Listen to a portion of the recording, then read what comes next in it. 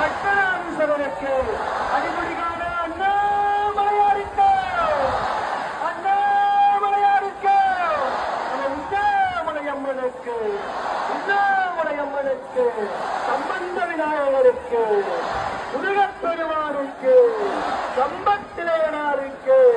சோமாசி தந்தருக்கு அருணாசலேஸ்வரருக்கு அண்ணாமலை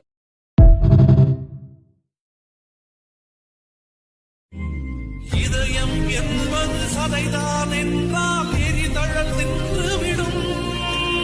அன்பின் கருவி இதயம் என்றால் சாவை வென்ற